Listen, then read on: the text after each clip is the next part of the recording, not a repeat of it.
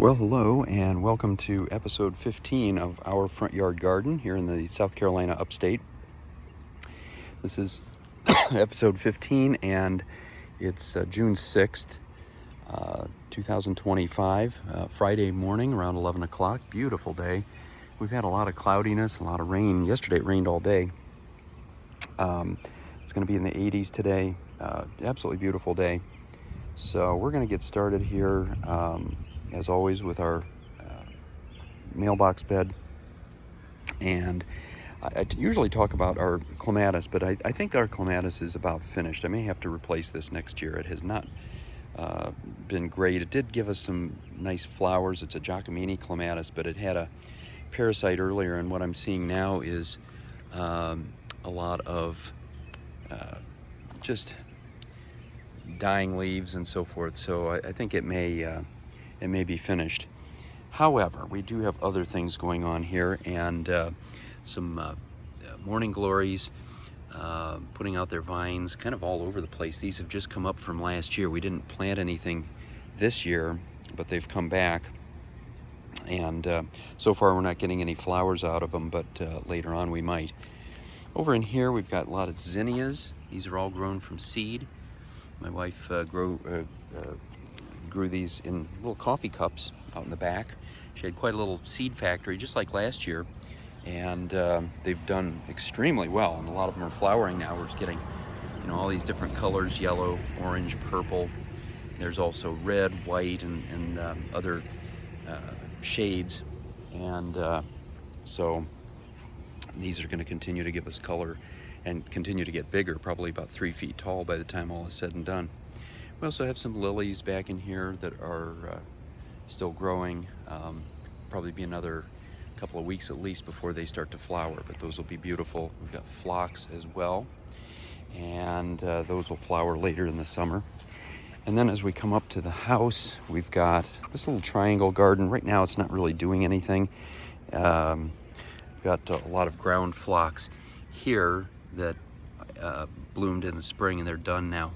And then we've got really the only active plant here is the petite knockout rose. Still doing very well. The leaves look really healthy. It's getting a few flowers. I have not deadheaded it, and so it is not giving us a lot of new flowers. It's getting a lot of seed pods in here, which tend to make them give you fewer flowers, unfortunately, because all the energy is going to the seed pods. But we should get some more flowers as the year progresses. Now, so far, we are still in late spring, but we really have gone full-fledged into our early summer pattern of blooming. So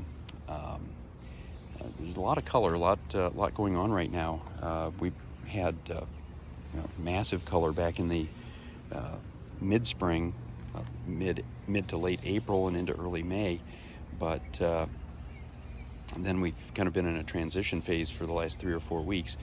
But now we're really getting back into full summer, and we're going to see some of that here shortly. Still have some dianthus that started out in the early spring, and it'll continue to bloom off and on through the year. Lots and lots of zinnias here. Again, these are all from seed, and you're starting to see some of these different colors, the reds and purples and so on. And even over in here, yellow, orange, and so on. Here we have black-eyed Susans, and these have all grown from seed. They really spread, and they can take over a garden if you let them. We haven't really done anything with them because they give us a nice yellow backdrop to everything else that's going on in the front. But most of those have come from the backyard. And actually, I think what they're doing here is better than the ones that are in the backyard now. Got this big climbing rose. This one has always done well. We've had it in for about 4 years now, and usually its leaves will fall off. It gets black spot very quickly, but it continues to put out lots and lots of flowers. And I think it's been doing a little bit better since we got the trellis anchored to the wall. It kept falling over every time we'd have a stiff breeze. but it's doing much better now. It looks like it's starting to put out some new leaves here and there, or at least it's trying to. So we'll see how that progresses through the summer. Here we have Russian sage. It's just starting to give us some little flower buds. We'll see how that does. We've got some phlox back there. We've got dahlias here. These will bloom a little bit later in the summer. More zinnias. Certainly up here, our clematis have finished up. Big, gigantic white flowers. If you look back at our videos from April, you'll see those. And then these climbing roses typically don't do a whole lot. They'll bloom in the spring, and then that's about it. And they're mostly just vines. They have not been terribly exciting. We do have a couple of buds up here, you can see, but for the most part, those are not going to give us a lot of color as the year progresses. But moving across front here, we get into our other flowers, more really late spring, early summer flowers, and these will bloom for another probably month, and then they won't really fall off. They just sort of fade. The seed pods will stay on. In fact, we still have some from last year.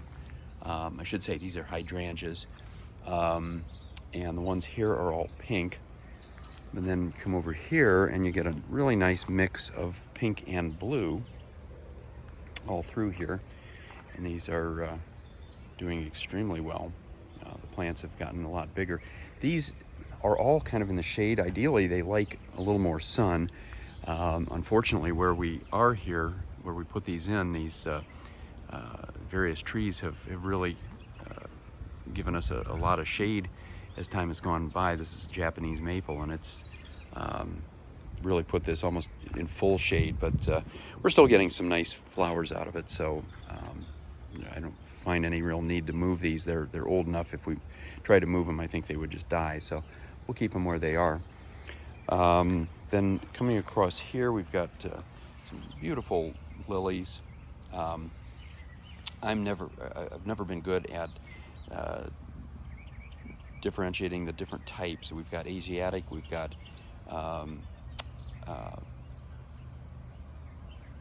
stargazer lilies, we've got others, and I can't really tell you which is which, but these are beautiful. Also have some gladiolas here. These peaked last week, although we do have a couple more that are coming up. Should bloom before too long, maybe for next week. Another lily over here, and the lilies will continue in this area at least for probably another week or two, and then they'll be done for the year. This is worth looking at. This is the nicest gladiolas. Unfortunately, they're so top heavy, they tend to fall over. Well, it's hard to get them to stay up, but in any case, you can see all the ruffles and everything. A beautiful color too, and we're going to see a couple more of those in a few minutes. Our snapdragons in here were blooming earlier in the year. They're kind of done, I think, probably for the year. I doubt that we're going to get much more out of those. They look like they're really withering now for the season. Sometimes they'll give you some new shoots and flowers later in the summer, but I think probably this particular group won't.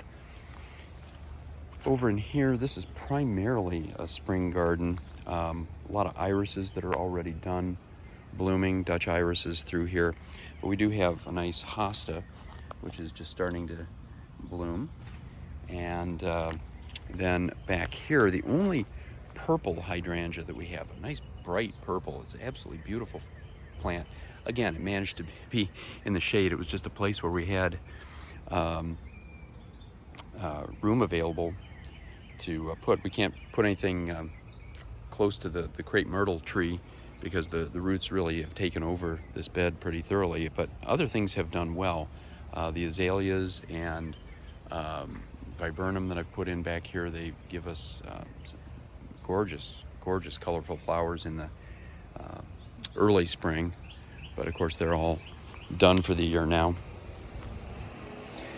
And then coming around here, our neighbors have some nice daylilies. We haven't had any of our natural orange wild daylilies come out yet, but theirs are doing very nicely.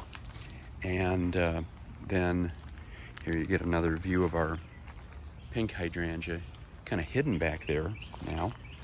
Got some daylilies here, not really doing a whole lot yet. One back there that's looks like it's had one bloom on it so far. And then our big knockout roses, these were just covered with the color red a few weeks back, but they are in need of deadheading that I just don't have the time for. And so we're not getting a whole lot of flowers out of those right now, but we may get some more as the season progresses. We'll see. Irises here that are all finished.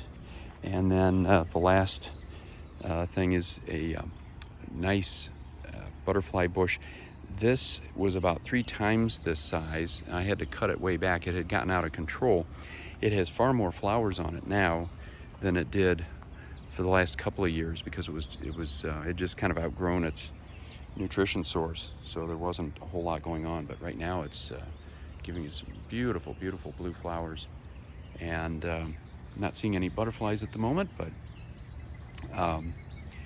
if probably later in the afternoon, the sun comes across from left to right, so once the sun comes out, you typically see a little bit more along the lines of insects and butterflies and so on. Over here we have a nice salvia that I always refer to as a rock candy flower, still in bloom, although it's kind of past its prime. We've probably got another couple weeks of color there. And then this red flower is Monarda. This is also known as bee balm. It has continued to just slowly spread as time has gone on. It does really well in sun, and this is a I won't say full sun, but it's a mostly sun bed. And these have really continued to grow really nicely. And right now, early June, they're just giving us, they're really kind of at their high point, I'd say. And they're giving us a lot of color. Right next to those are dahlias. These have taken a few years to grow to this extent. Getting a lot of buds off of these, and they're doing really well. We got another one over here that's the plant itself is doing really well. Although I don't see any buds at the moment, but I think it will later on. Now here, if you are from the University of Minnesota, you'll appreciate these colors. Deep sort of maroon and yellow, and these gorgeous daylilies are out in full bloom right now. We've got 3 big knockout roses here, pink, red, and sort of a salmon or coral color on the far end. These were just covered back in April. Right now, just giving us some little sporadic flowers here and there. Again, they would do well with some deadheading, but probably won't happen. More daylilies kind of lost in here. They probably would like a little bit more sun, but hard to do as the roses have kept getting bigger and bigger. Now these daylilies are really out in full bloom right now. We have several different varieties, the oranges, and then this one's probably the nicest one, with those ruffled edges and the pink and yellow. Absolutely gorgeous flowers. You can see how big just the buds alone are to have all that kind of down inside. Just gorgeous. And then along the back side here, we have some more gladiolas. These were just put in by my wife back in the, actually on our first video this year in February. And you can see the gorgeous dark pink here. These others are just kind of finishing up. I used to cut these and bring them in, but we used to have problems with ants. They tend to get a lot of bugs on them, and you don't want the bugs in your house, ideally. Got another white one over here, looking really, really nice. I think that's the only white one so far, but we do have quite a few more buds. So we're gonna be getting glads for another couple of weeks, I think. And then more Monarda on the back end, and we've got lilies and some other things. Our lilies really do well in this bed. It gets a lot of sun. They usually grow to be about 6 to 7 feet tall, and lots and lots of flowers. So we're going to have a lot more going on here over the next few weeks. As we head into summer, we've got about 2 more weeks of spring, and then we'll be in the full summer, and we'll continue to get changes as the year goes on. So keep tuning in every week. If you have any questions, feel free to ask. I did get a question about clematis a couple weeks back, and I forgot to address it. I'm not really good at the different types of clematis. I do know the bright purple ones that we've had early on are called Giacomini. We have probably the most of those, and then the second most is a kind of a light pink and white one called Nelly Moser. I don't really know the names of all the others, unfortunately. So I just wanted to address that. One of our viewers had asked that question. But otherwise, things are going well. Oh, one thing I missed. We've got some, I forgot we'd put these bulbs in. These are some gladiolas. I don't know what they'll do, but we'll keep an eye on them. But this is a liatris. This is a bulb. We put about 3 of these in just a couple years ago, and it's giving these tall stalks that are gonna have purple flowers on them. And they have spread quite a bit. We had 3 stalks, I think, last year. Now we've got almost 10. So hopefully these will continue to spread as the years go on. All right, well, that's it for our front yard. We're gonna move to the backyard and start our video there. Hope it's sunny wherever you are. And until next time, happy gardening.